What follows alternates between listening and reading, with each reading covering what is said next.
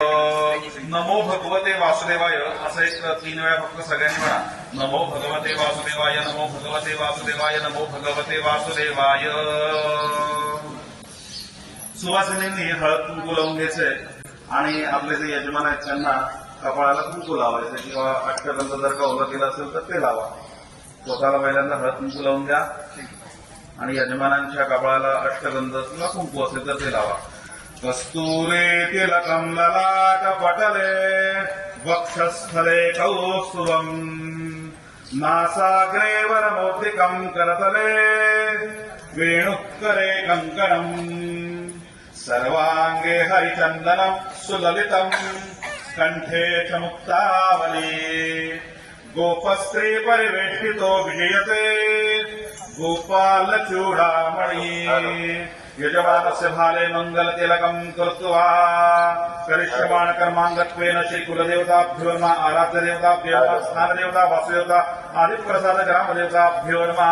आदिप्रसाद सिद्ध्यर्थं तांबूल आदिप्रदानं करिष्ये. आपण ते 2 विडे बाजूला ठेवायला सांगितले होते. 5 विड्यांच्या व्यतिरिक्त 2 विडे तुम्हाला सांगितले होते. त्याच्यावरती हळद कुंकू व्हायचंय. देठ जे असतील ते व्यासपीठाच्या दिशेला असतील. विड्याच्या पानांचे देठ जे असतील ते व्यासपीठाच्या दिशेला असतील. त्याच्यावरती हळद कुंकू व्हायचंय. गंध अक्षत फूल व्हायचंय. बहुतांशी जे आलेले ते आयस आहेत त्यांची कुलदेवता इथे आपली एकविराज आहे किंवा इतर दुसरी कुठली कुलदेवी असेल तर तिथं स्मरण करायचंय.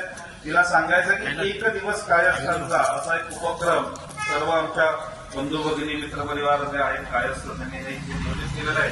त्या प्रश्नावर आम्ही इथे अभिषेक करत आहोत. तर आपला जो इथे जो काही सहभाग होते तो मला लावू देत. अखंड कृपादृष्टी लावू देत.